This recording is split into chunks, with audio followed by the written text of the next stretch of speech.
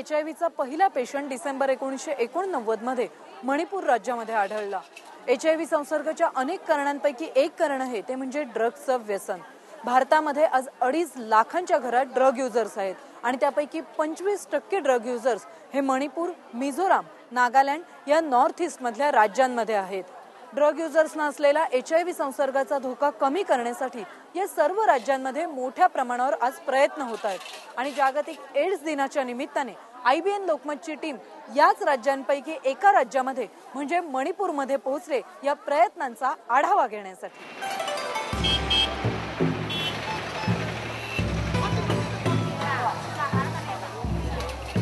भारताच्या ईशान्येकडील निसर्ग सौंदर्यानं नटलेलं राज्य म्हणजे मणिपूर। 7 सिस्टर म्हणून ओळख असलेल्या राज्यांच्या पुंजक्यातील एक राज्य। नागा अतिरेक्यांच्या कारवाईनी धुमसत असलेलं मणिपूर। सशस्त्र दलाच्या विशेष अधिकारामुळे वादग्रस्त ठरलेलं मणिपूर।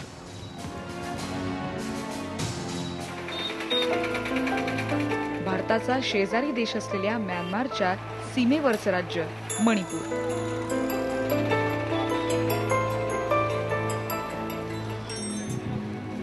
इथल्या सामाजिक, राजकीय, भौगोलिक परिस्थितीमुळे मणिपूरमध्ये ड्रग्सच्या व्यसनाचा मोठा विळखा पडलाय।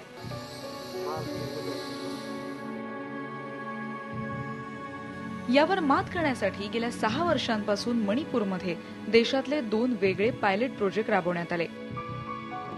हे प्रोजेक्ट पाहायला आम्ही आलो मणिपूरमध्ये।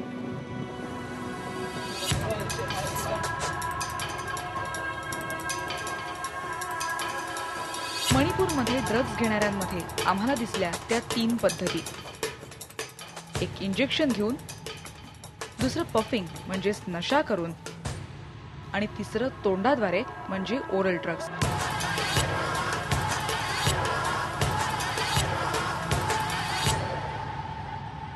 पण सगळ्यात जास्त वापरली जाते ती इंजेक्शन पद्धत।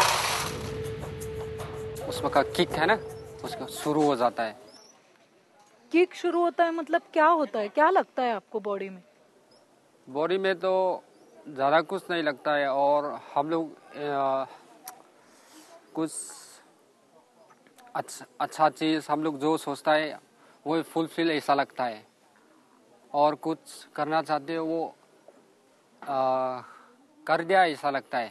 गर्दीपासून दूर असलेल्या एकांतातल्या ठिकाणी पण जिथे पाण्याचा सोर्स उपलब्ध आहे अशा ठिकाणी बसून ड्रग युजर्स आपले ड्रगचे दिवसभरातले सगळे डोस घेताना आपल्याला नेहमी दिसतात आणि अशा प्रकारच्या ड्रग युजर्सच्या स्पॉट्सना मणिपूरमध्ये हॉटस्पॉट्स म्हणून ओळखलं जातं।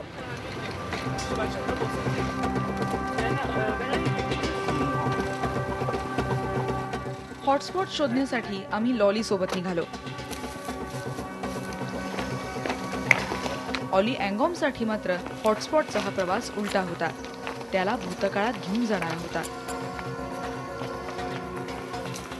लॉलीनं 9 वर्षांपूर्वी ड्रग्सचं व्यसन सोडलं, पण त्याआधी 10 वर्ष तो ड्रग्सच्या अधीन होता। इथल्या हॉटस्पॉटची खडानखडा माहिती त्याला होती। They will use these. See, they can prepare the drugs. Then they will mix. Hotspot इथे असतो ड्रग युजर्सचा अड्डा। See the setting here.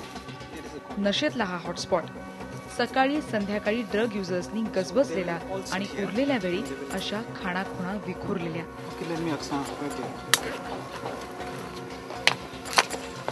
Lolly सांगत होता हे अड्डे सतत बदलतही असतात।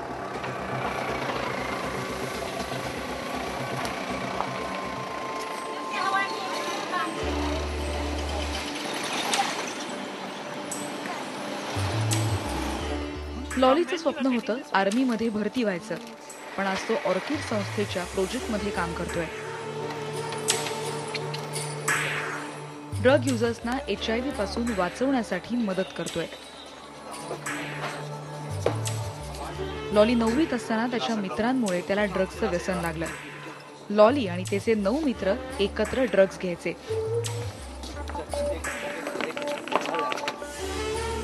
आज त्याचे 8ही मित्र ड्रग्सच्या व्यसनातून वाचू शकले नाहीत। लॉलीला HIVची लागण झाली आहे आणि तो ARTवर आहे. 10 वर्षात ड्रगमुळे स्वतःच्या आयुष्याची केलेली नासाडी त्याला उमजून चुकली आहे. 13 years I started injecting drug. So during my drug using days, my life is just like black. So when I quit drugs, it is just like a bright.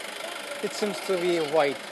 So the difference between the drug use and the abstinence from drugs, it is black and white.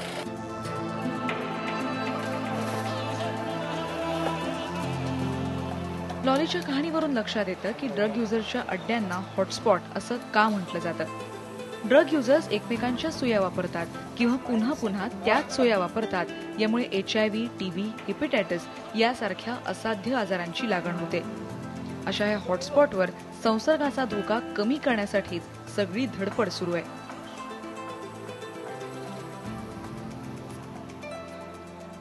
मध्ये मणिपूरमध्ये HIVचा पहिला patient आढळला. 1990 मध्ये drug युजर्समध्ये HIV संसर्गाचं प्रमाण 50% गेलं.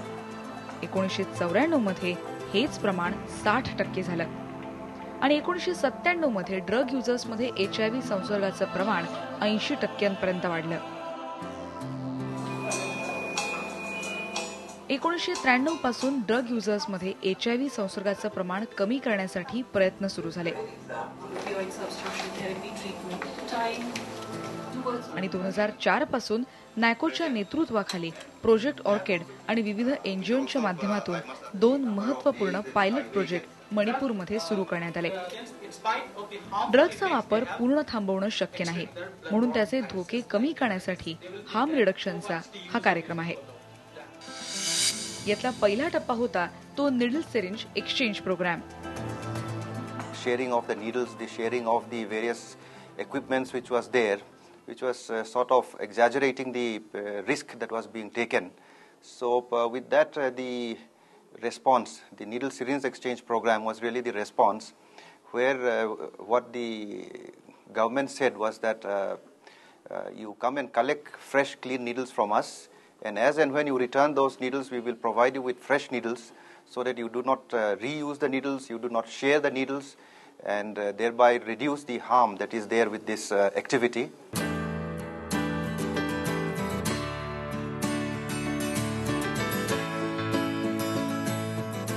Drug users कडून जुन्या निडल सिरिंज म्हणजे सुया जमा करायच्या आणि त्यांना नवीन निडल सिरिंज द्यायच्या, असा हा कार्यक्रम. त्यामुळे HIVचा धोका कमी होतो. या कार्यक्रमावर मोठ्या प्रमाणात टीकाही झाली. ड्रग्सचं व्यसन करण्यासाठी यामुळे प्रोत्साहन मिळेल अशी भीती व्यक्त करण्यात आली. पण प्रत्यक्षात या कार्यक्रमाचं मोठं यश समोर आलं ते 2003 नंतर. 2003 मध्ये ड्रग युजर्स मधल्या HIV संसर्गाचं प्रमाण 24.5% इतकं कमी झालं आणि 2007 मध्ये ड्रग युजर्स मध्ये HIV संसर्गाचं प्रमाण 17% झालं. या प्रयत्नांचा दुसरा टप्पा होता तो म्हणजे ओरल सबस्टिट्यूशन थेरपी.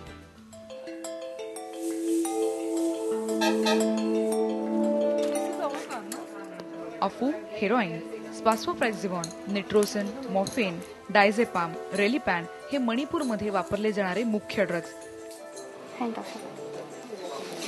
त्याला पर्याय असणाराच म्हणजे बिप्रोनाफाइन ड्रग ह्या थेरपीमध्ये मेडिकल सुपरविजन खाली दिला जातो.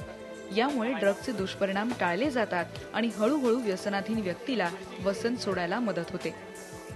Many management strategies are also in place. For example, detoxification, rehabilitation, and all these things are going on.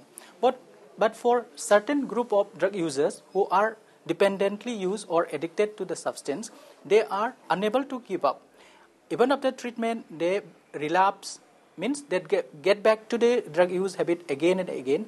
The number of relapse cases are as high as 80%.